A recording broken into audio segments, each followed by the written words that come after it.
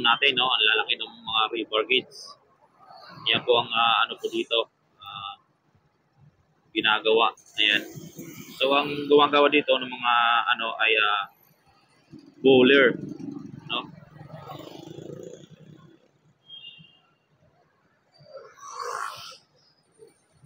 Lalaki ng mga river gauge. Dito may gawa dito. At dito na yung poste na igamit na nilang mga bayan.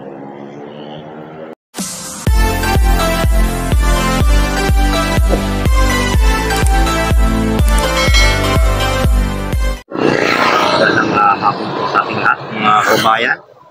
At nandito po tayo sa ilalim po ng Skyway, no? Double decker. At mag-update tayo sa Plaza Azul at papunta doon sa may Quirino Avenue on ramp mga kabayan sa south. On ramp niya sa south mga kabayan. So mag-update po tayo mga kabayan. Time check po tayo. Ang oras po natin ay alauna 13 na po ng hapon.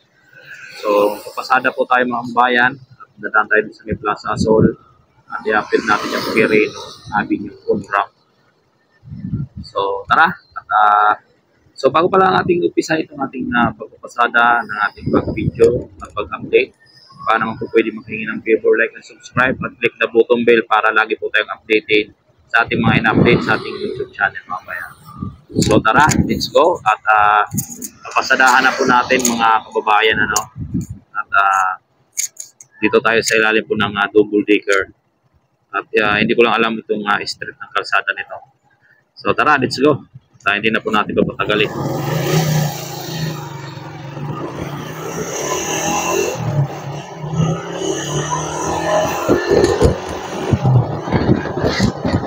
So dito mga kababayan, ang mga ano dito kaya may bakod pa rin, no? Andito pa rin po yung mga nagano workers ng ano dito gumagawa. Ayan, no?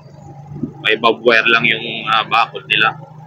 So dito tayo at iikot tayo dito sa may ano ng Maui Estate. Plaza Azul. Dito tayo mag-U-turn.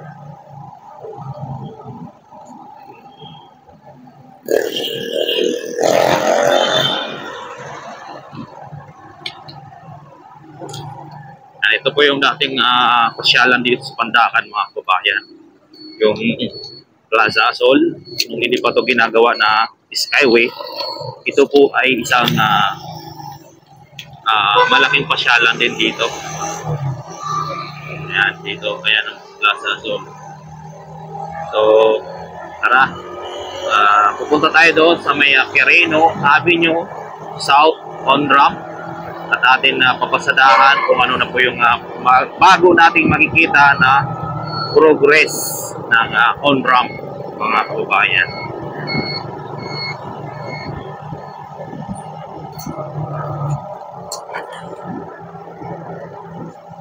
So medyo dandaan lang tayo at lubak-lubak yung kalsada dito. Ispalto siya pero lubak-lubak.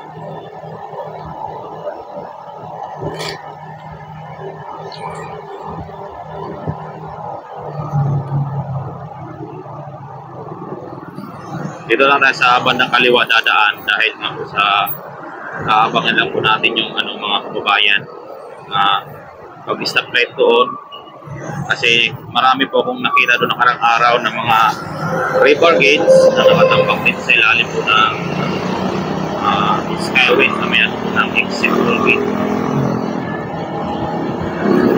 Natin sisilipin mga kababayan.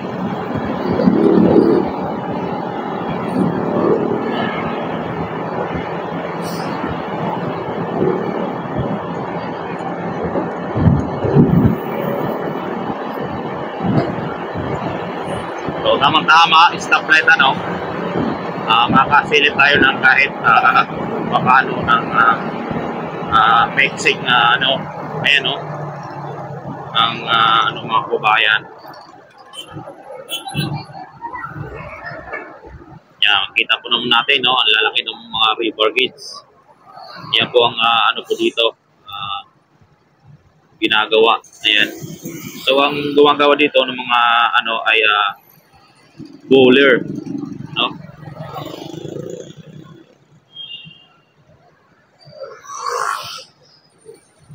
Lalaki ng mga beaver gauge, ng mga pang ano sa poste. So doon naman sa kabila mga bayan may ano doon, andun yung nag-uhukay. Ayun. Kung makikita po natin, so madadaanan din natin yan mga kabayan. Yan yung nag-uhukay doon sa kabila. Yung tawag nito, drilling machine.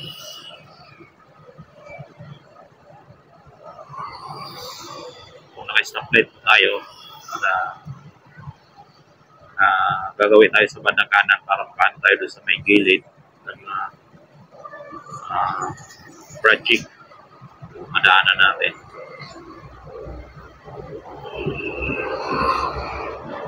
So ayan, guna. Ayan.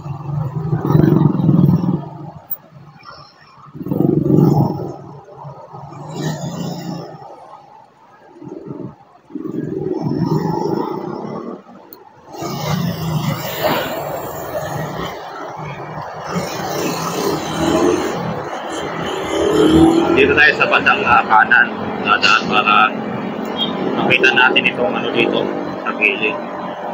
Kasi pag dito tayo sa kaliwa, hindi natin ito masisilip. Ayan o, makikita po natin sa camera natin. Ayan po yung mga heavy equipment nila dito. Ayan. So dito sa ilalim may pila pa rin po ng mga tricycle. So dito may gawa dito. At dito na yung poste na ikamit na nilang mga bayan. Taas, poste mga bayan. At dito binaklas na yung ibang ano dito, concrete barrier. So i-end na lang po natin itong ating video doon na banda sa may ano, sa may Bundia. At ano na din po natin itong pinner natin dito. Papasadaan na din natin yung mga binakura na dito ng NCR North-South Commuter Railways. Ayan. Ito po yung ano ng San Andres. So wala pa masyadong ano. So dito ang meron dito mga bakod na sa may ano dito ano po ng paglagos nitong San Andres dito sa isang istasyon.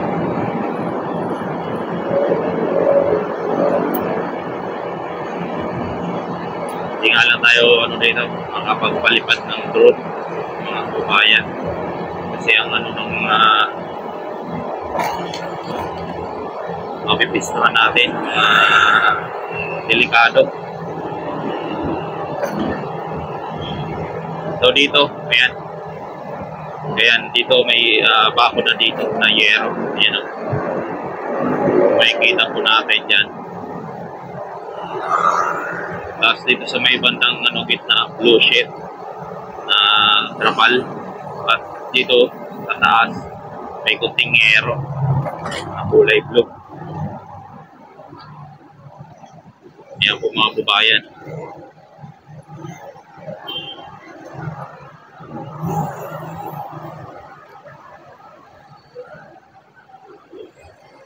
Yan o, bakod. So hanggang dito na lang po itong video ni siguro natin. Okay, naguna. Hindi na, diretso na ito mga kabayan. Para masilipan natin yung bakod dito sa kabila. May papuntang Bundia.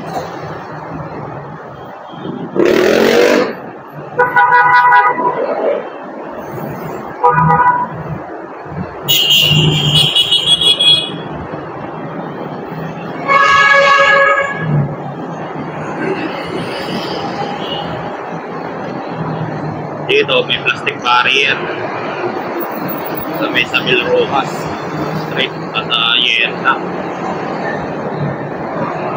So, din natin nandito tayo sa kanan. So, pag dumadating kasi ako dito gabi, madilim tong pisto dito, ang area. Kaya kita natin yung bakod, ano? So, natin, slide yung camera natin o cellphone, yung ganyan, no? Para makita yung bakod. Yan po ang ating progress dito sa NSCR. So, dito, traffic.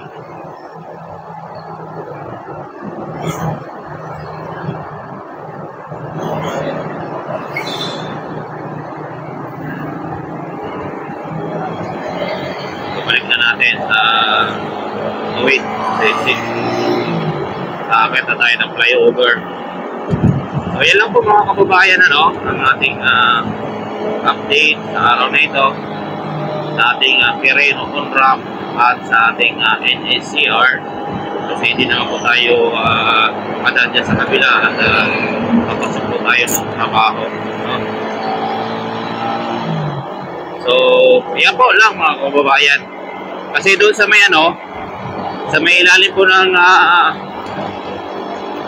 Arnaiz, sa may Arnaiz sabi nyo, meron rin po yung progress na mga plastic barrier mga kababayan at binabakuran din po nila.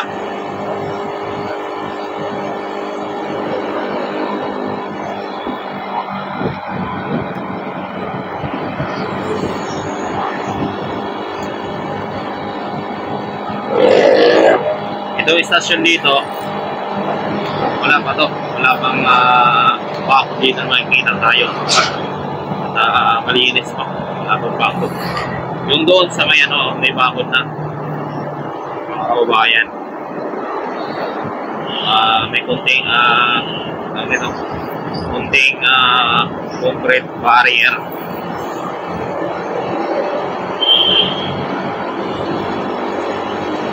Ito sa may ilalim na to, meron dito concrete barrier ng ibang mga kababayan at plastic barrier.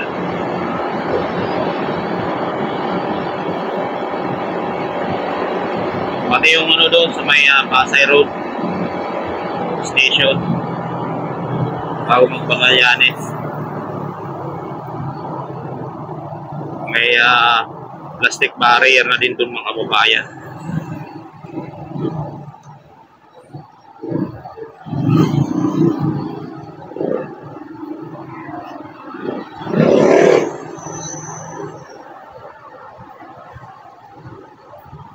So ayan lang po mga kababayan, hanggang dito na lang po itong ating video at nakapag-stoplight na tayo. Maraming salamat, God bless po sa inyo lahat.